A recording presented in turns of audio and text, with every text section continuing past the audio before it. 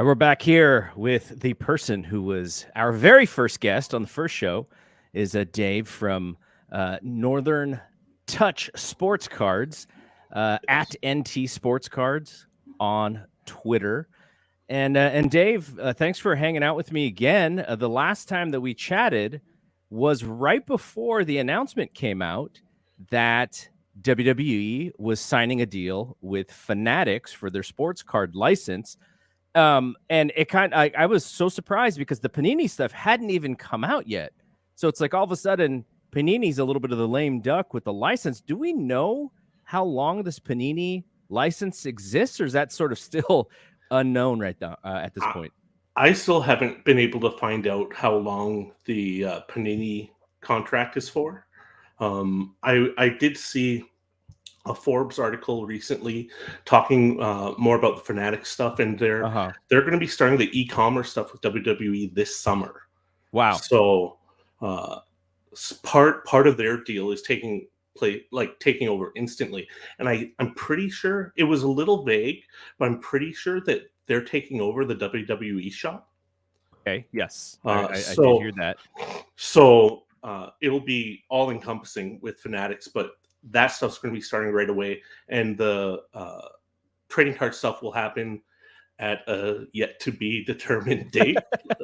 I literally there's no updates out there on that end. So yeah, is there a possibility that the deal with Panini was purposely shorter? What were the normal time frames? Like 2 or 3 years? Like, is that what it kind of normally is? So with other sports, you're looking at 5 to 10 years. Oftentimes, the contracts go, so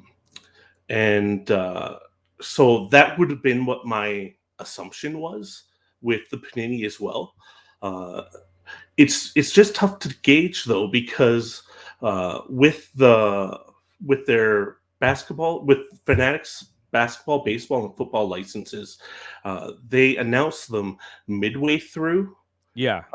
The current contracts that they had with Panini and Topps respectively, but I get WWE or wrestling stuff is a niche within a niche of a niche, right? Right. So I don't know if there were people doing the digging to find out how long Panini's contract was with them, and seemingly since they lost it before they even started it. Yeah.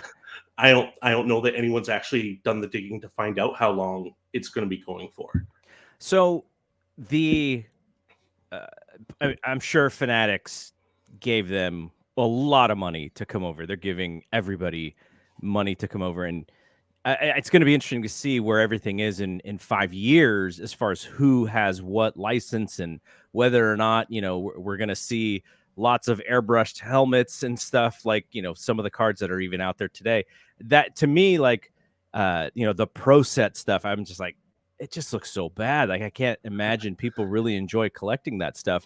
But when it comes to WWE specifically and UFC, who's also working with Panini, those cards seem really, really hot right now.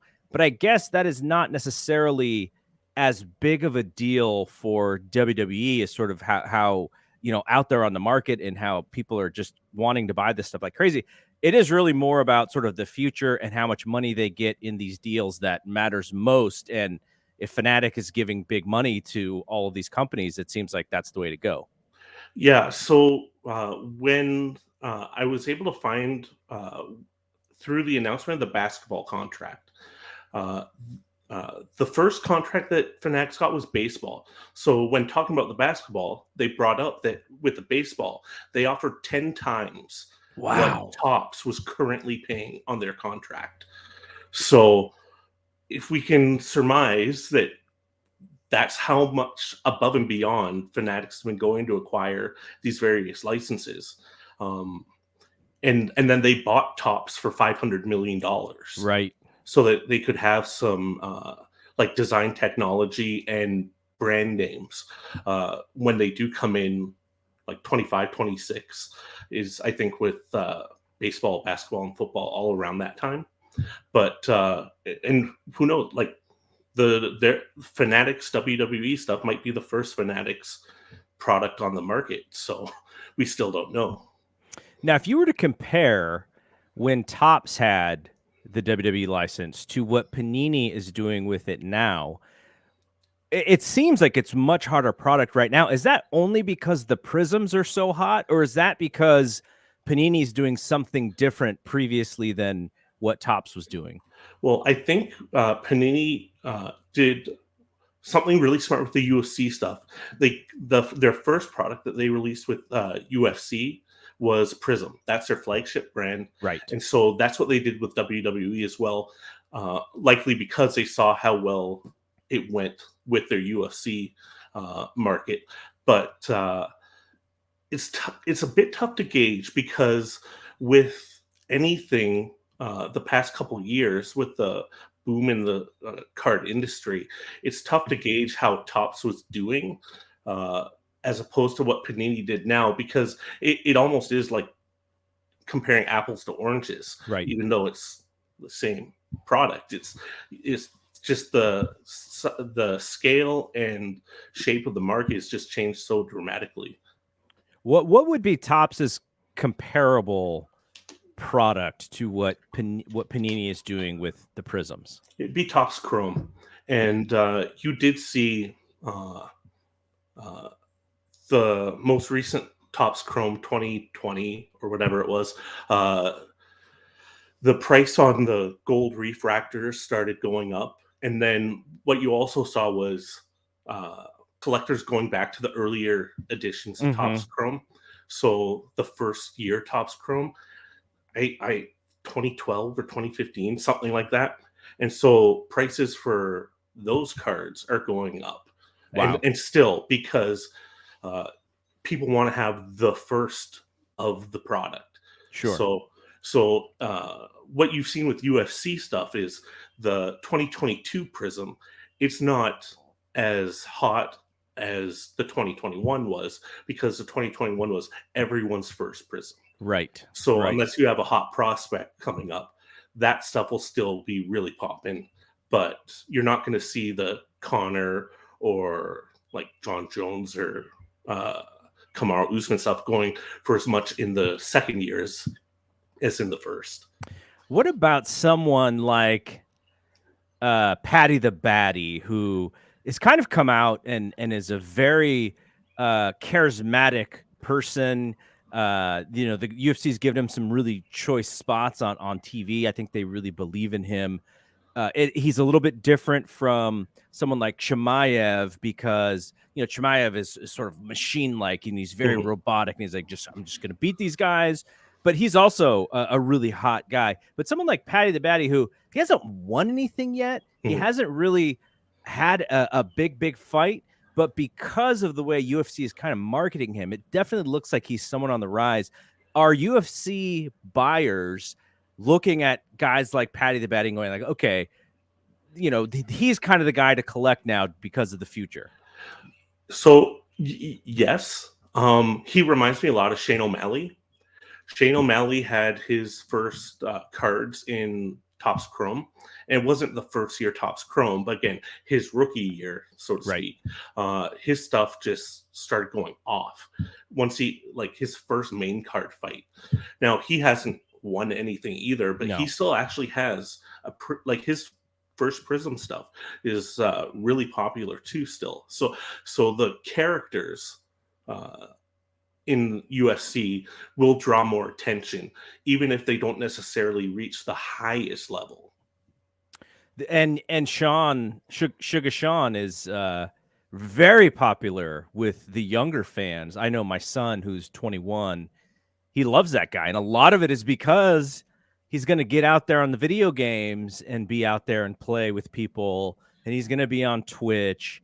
And that seems like a really great way to sort of cultivate this fan base, because like you said, he's much more popular really than his standing is in the UFC. And I think a lot of that is because he's been able to create this engagement from a very young fan base.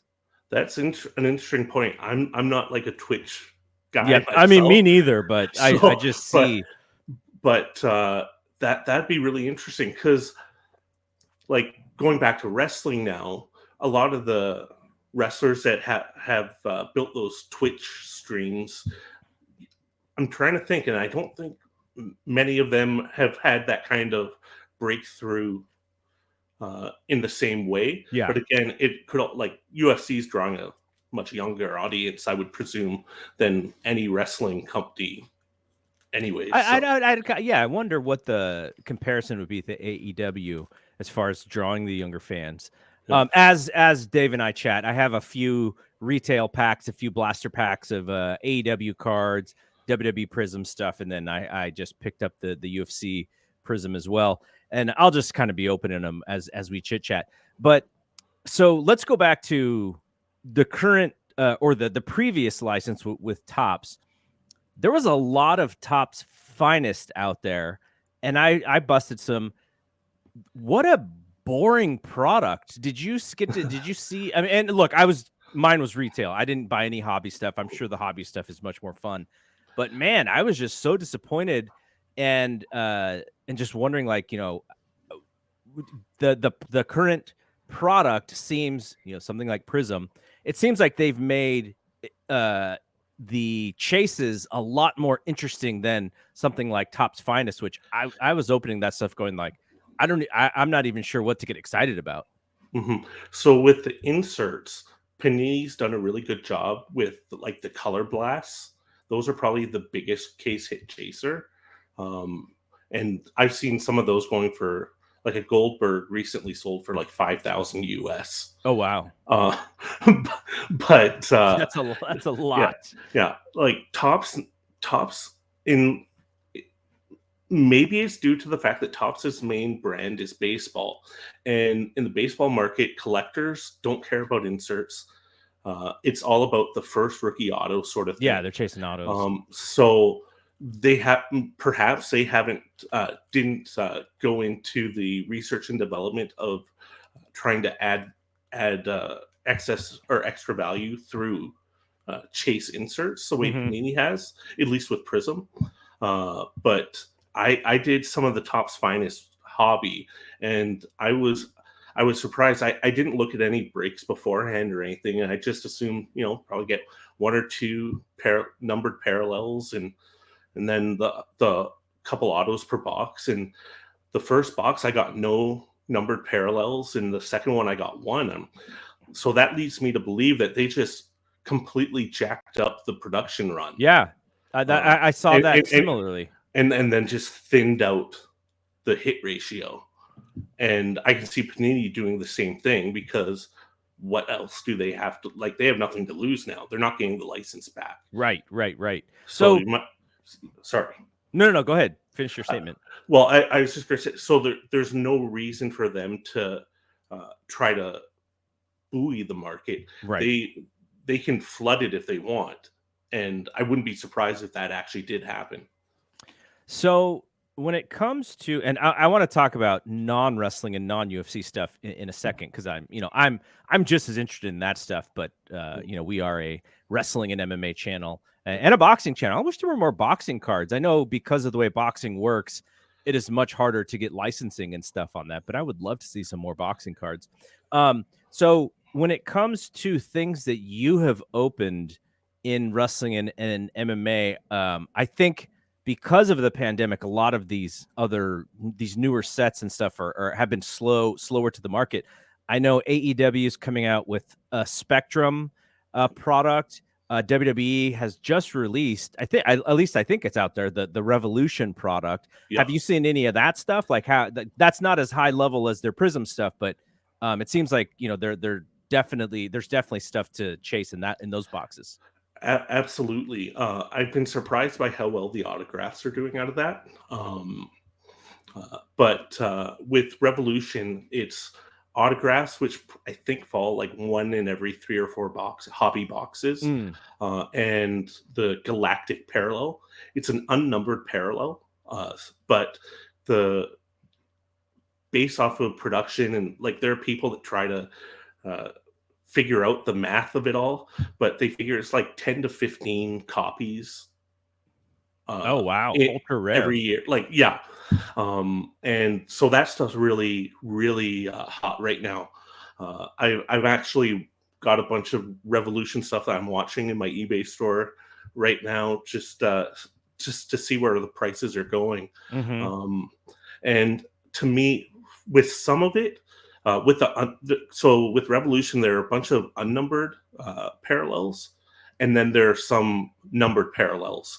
And some of the unnumbered parallels outside of Galactic, the fractal stuff, you're still only getting like a one per box of the fractal. I'm not seeing the secondary market value on those in particular as I see in like basketball. Mm-hmm. And that might just be collectors not realizing that it's not a super common parallel, but that rise in value may never actually come. But that's just one thing I noticed the past week or week and a half in looking at some of these sales. So, what is to you?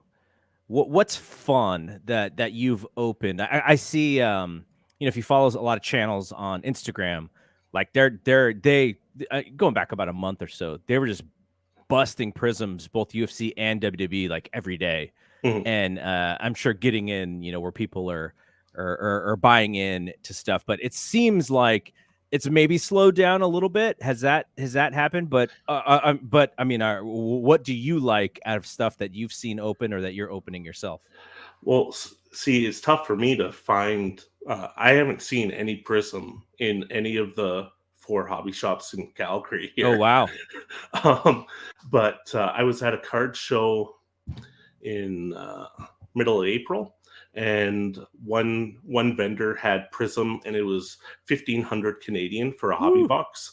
I'm like, let's maybe look at some singles. yeah. Um, my favorite part of the hobby, going back 25 plus years now, has always been like opening packs of cards. Yeah. And so for me, it's a little disappointing because I'm not gonna go out and spend that money on the chance of just taking a huge kick in the junk. Like Yeah. it's tough with the price of wax these days. On the secondary market, we have seen some prices start to come back down. I took a couple down. So we have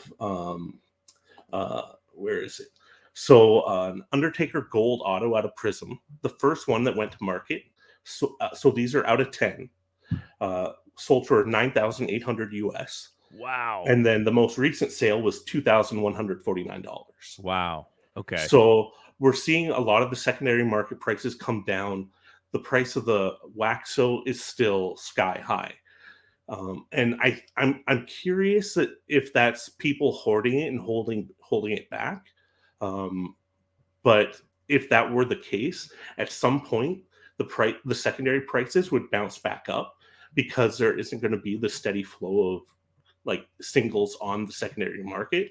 But that's something that we'll only be able to tell in time down the road. So have you seen any when it comes to like the regular stuff out there, like what is the stuff outside of wrestling and MMA, basketball, football, baseball, is prisms also the hottest stuff in those sports, or are there other products that are just as hot or hotter? So Prism is fun. Like I remember a few years ago opening up Prism football for like $159 a box, and now it's like $1,000 a box. Yeah. like so Prism is was kind of the low end flagship for Panini across basketball and football. That's shot up because the Prism brand and the Prism, like that shimmer foil, that just caught collectors' attention. Mm-hmm. The highest end product for Panini in football and basketball is probably their Flawless brand, which again, a few years ago before the boom, it was like $1,000, maybe $1,500 Canadian for a box, and a box was 1 10-card pack basically, and then you'd have 2 encased cards like autos or like diamond relics in there as well. The most recent basketball stuff started at $15,000 a box. Damn. Then it came out that there's a triple LeBron logo patch one of one, and Drake opened what seemed to be, if I did the math right, about $1 million Woo! worth of flawless cases one night. And then a couple weeks ago, the LeBron was pulled. Oh, wow. So prices shot up to around $45,000 a box. Damn. The LeBron got pulled. And then prices they went down. plummeted right back down.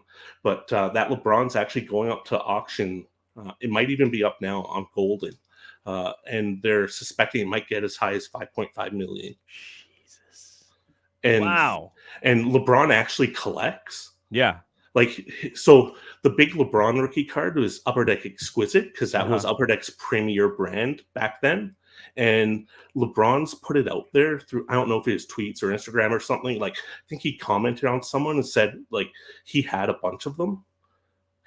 So it, like, they were out of 99. Right. And I think someone posted a picture of one, and he commented on it, talking about how he has his sort of thing. Right. So people are wondering, is LeBron going to bid on this card? And is $5.5 million like more of a ceiling or more of a floor than a ceiling even? Who opened it? Was it just a collector, or was it? No, it was an online break group. I think is Backyard Breakers. Oh, wow. So there was one, I think it was this company Whatnot, that I don't know much about, but it's basically like online live selling stuff. They put a bounty on it, and they were offering up a Lamborghini to whoever pulled it or something like that. And then like a few days later, lo and behold, the card pops out. But with the Backyard Breakers, I believe like they sell spots into their breaks. So I think it was like one of the collectors who bought into that break who actually owns the card. I could be wrong, but I think that's what wound up happening with that card. But wow. But yeah. That's amazing. So when it comes to like influencers, like you mentioned Drake, obviously Drake being in the hobby makes the hobby cool, but at the same time, he's gonna be in the hobby until he just gets bored of it, and then he moves on to the next thing. So it's kind of like the hobby can be a little cooler for a little bit. Maybe the prices on stuff goes up, but he's gonna bounce. He's not gonna stick around like some of the hardcore hobby folks are gonna stick around. But are influencers good for products? So for instance, let's say that The Rock or Roman Reigns, they started an Instagram channel, and on the Instagram channel, they're just busting packs and kind of talking about cards and, very interested in the hobby. Does that help in any way? Does it hurt? What happens when we get some influencers in? Well, it'd be a bit different with like The Rock and Roman. Like if The Rock did, that would have a significant impact. For someone like Roman Reigns, I don't necessarily think it would, because he doesn't have like it's not that LeBron James is a great basketball player. It's like LeBron James is known culturally worldwide. Yeah. So The Rock is on like the LeBron James level in that sense. Someone like Roman Reigns, I don't think that it would necessarily pop any given sports popularity or value if like if Stephen Curry even, or like Connor McDavid in hockey, we're talking about their collections.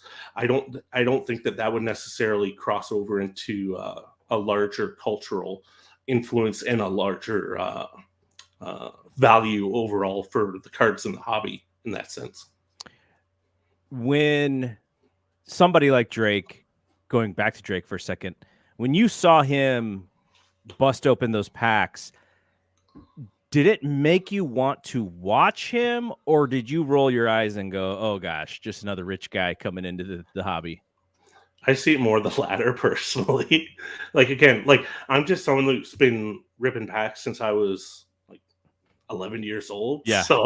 So for me, like I see that, and it's great for the hobby, or it's great for the not hobby part of card collecting or whatever. Like, it's something I'm never going to be getting into in that sense. I can't even buy into a spot into a break for those flawless cards, because it'd be $1,500 for one card. Right. And you look at some of the patches out of there, and it's still like $75 or $100 if you got like a Rajon Rondo patch or something. I don't even know if he's in, but like something like that. Like those cards are still in those products. Right. So if you're buying into those breaks, one card or one spot at a time, you're much more likely to get that type of card than you are to get the best hit out of the box. So it's tough.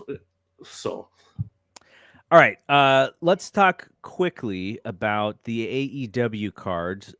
If you could grade the first Upper Deck series of AEW, what grade would you give it? Probably a B plus, maybe an A minus.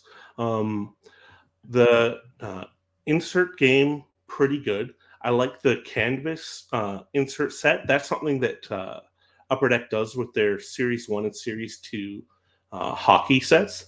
That's the flagship hockey brand through Upper Deck. So the fact that they put those into the first edition AEW, I thought was a nice touch. The inserts are kind of blasé, in my opinion.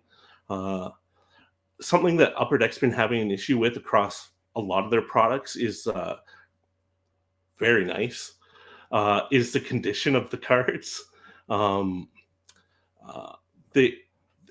The glue on the like that they use to seal is like super like strong. Yeah. So a lot of cards have been coming out with rounded edges. Ooh. And I noticed some chipping because of the way that the blue and gold nameplate, like how the design goes on those cards along the bottom there.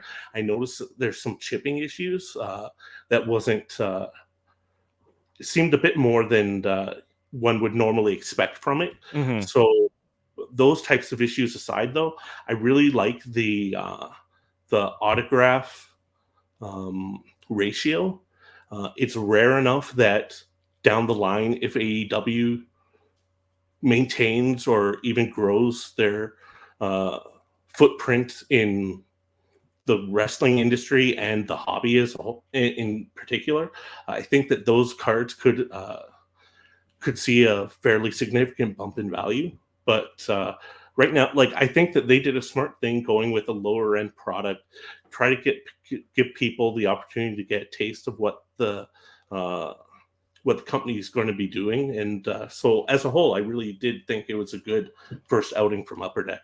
Sorry, I was if you saw me, I was reaching for some stuff because I wanted to maneuver a little bit outside of wrestling, and I wanted to show you so the Young Bucks card's really the only card that I got that was interesting.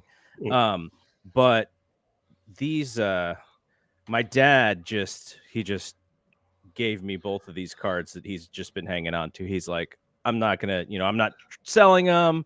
You can have them, just keep them. And so I've been just hanging on to Steph and the Kobe's, but because he had more than one Kobe. Question about as we maneuver a little bit outside of wrestling and MMA.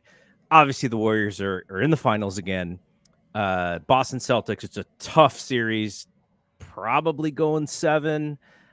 Just hard fought back and forth.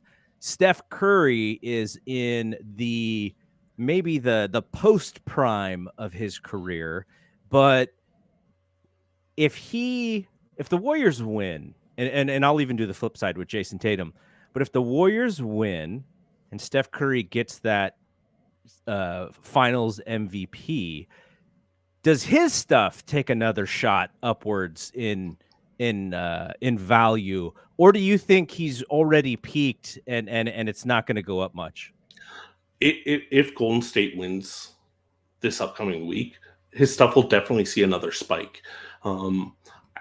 I haven't paid super close attention to it, but from some people I follow and know, a couple guys that are actually pretty big Curry collectors, his hobby value has never matched his popularity within the sport with fans. Right. I think it almost goes back to the sneaker. Like he's just not seen as cool as some of these other players. Like, I mean, even everybody's kind of in LeBron's shadow at this point, right? Mhm, Still yeah, in LeBron's shadow. but another chip would just like there's no way that it couldn't spike them to a degree, but but with as he come like Bill Simmons has him in his pantheon now, so Yeah, he's a top like 15 all-time player. Like at a certain point, that stuff's going to maintain and hold, and down the sure. road, that stuff will just go up and up and up. But right now, while he's still playing, oddly enough, like we haven't necessarily seen that popularity as high as one might expect. So we'll end it here. And actually, you know what? I did want to ask you one more question about. I'm going to go backwards a second because we didn't talk about the Spectrum, and you were telling me a little bit about the Spectrum. So let's talk about the Spectrum a little bit. So the AEW Spectrum is a. You were telling me that it was a much smaller series, right? It's Yes. you're not busting open, 24 packs of cards with 8 cards each. Like this is a much different type of card. Yeah. So it's going to be one pack per box, or like a one pack product.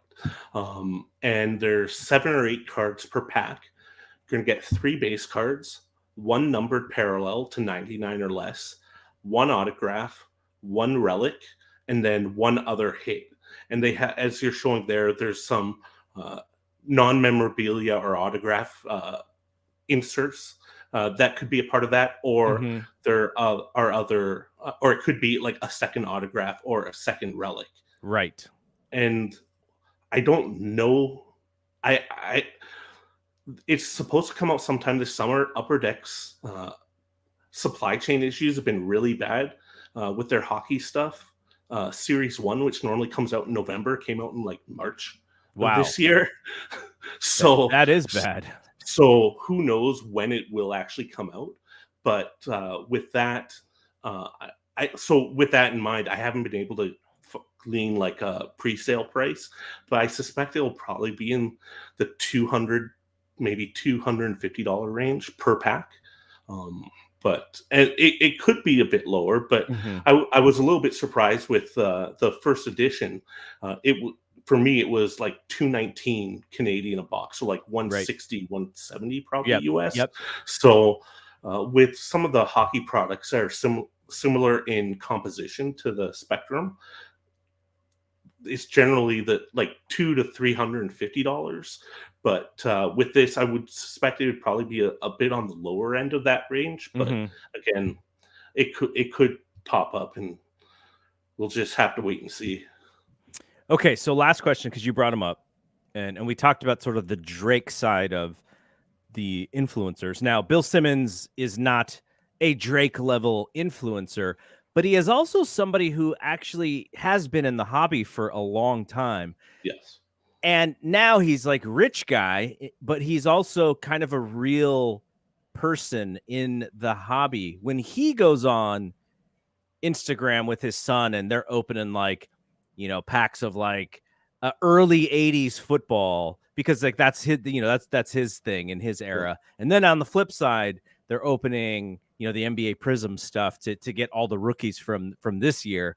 Like does that influence change at all, or is he just seen as he's just one of us and he's a cool guy and we, and so nothing really changes.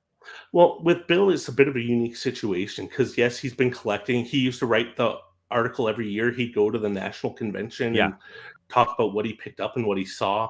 But he's also financially motivated to do this too, Yeah. because he's part of the investment group that put a bunch of capital, I believe, into Golden. They got like I could be speaking out of school here, but I seem to remember $250 million. There's an investment into Golden, Wow. and he was a part of the group that put that up. And I think he's a part of the group with Kevin Durant that bought into this grading company. So he does have some financial motivation to keep promoting this. But personally, I see Bill as someone who's always been a collector. Mm-hmm. Like because he's talked about it on his podcast for years and writing the articles and such. So I see it as a bit of a nuanced difference as compared to someone like Drake. Right. And I also don't think that the impact of Bill Simmons opening the cards is anything to like Drake or like a Steve Aoki or anything like that. But personally, I see them a bit differently. Got it. All right, so going to show your store a little bit here. God bless you, sir. If people want to check you out here, here's your eBay store. What is some of the top stuff that you guys have at your store? So I live in Canada, so about 60-70% of the stuff I have up on there is hockey. But I also try to open literally everything. I love all sports. Mm-hmm. So soccer, basketball, baseball, football, golf. There's a little bit of golf in there. But yeah, I'm kind of I'll dabble in any and everything. And even if I would open some Star Wars products on occasion if I'd have the chance, even though I've only seen the first 3 Star Wars movies. I'm not a Star Wars guy, but I just like opening packs of cards and seeing what's in there and then like learning about it after the fact. So, but yeah, I've got approaching 5,300 items up in the store right now. So, and just adding every week. So how intensive is it to do that? So for me, the most tedious part is the scanning. Yeah. I think I've got to get a new computer soon. This one gets pretty loud and pretty damn slow at this point. But for me, so what? As someone who also buys a bunch on eBay, yeah, I have one big pet peeve. I'm sorry, I've got to vent a little bit here, Garrett. So sellers that list stuff at auction, and they have it listed all at the same time. Right. So I do it differently. There's options within eBay of doing bulk listing or single listings. I do everything single listing, so that if I am putting something up at auction, I'll put the first item up at 6 p.m., then 6:01, 6:02, 6:03. But there are a lot of sellers out there that just do the bulk and don't offset the time. And if I see you have 4 cards that I'm interested in, but they all end at the same time, I'm not going to have 4 windows open in my web browser. Right. So I'm less likely to try and buy any as opposed to trying to get all of them. Right. So like that's always been my biggest pet peeve with people that sell on eBay. Interesting. That's interesting. Yeah. I mean, my dad does it. I buy from time to time on eBay. A lot of times the reason I'll buy on eBay is like for the Warriors, when I knew early this year that Jordan Poole was going to be kind of an interesting guy for them, I just bought a bunch of cards. Like I was just looking for people who had just stacks and stacks of his stuff that would just wanted to get rid of it. And so I, buy, 15 Jordan Poole cards for $25 or whatever. I do a lot of that. I did the same thing with Logan Webb for the San Francisco Giants when he kind of came into his own last year. Mostly just kind of guys that I like on my favorite teams. I'll do that for. But also, I will, I looked at Chuck Liddell stuff because Chuck Liddell's my favorite fighter. And right when the Prizms came out for this year, on some of his stuff, some of the base, the different kind of colors and stuff, I was bidding in, but those things were jacking up. And I was like, okay, I'm gonna wait and see if I can find some of this stuff later.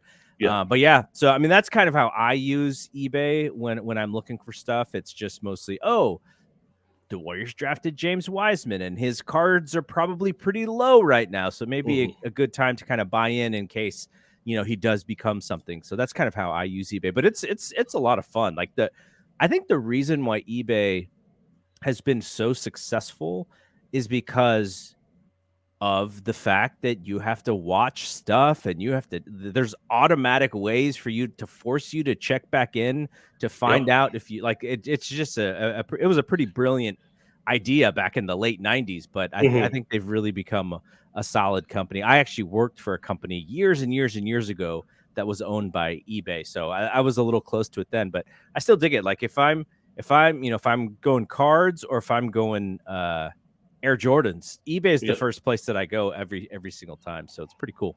Yep, All right, absolutely. so thank you for doing this, and I'm going to ask you again and again and again. I do want to reach out to other folks who are in this field just to kind of get different scopes and stuff of how folks are doing. But I really enjoy talking to you, and whenever you're available, I'm going to hit you up so we can do this again because I really enjoy your perspective on this stuff. Beauty, man. I appreciate you having me on as always. All right, so check out Dave's stuff. Follow him on Twitter as well. And for Dave, I'm Double G. We'll see you when we see you. Peace out.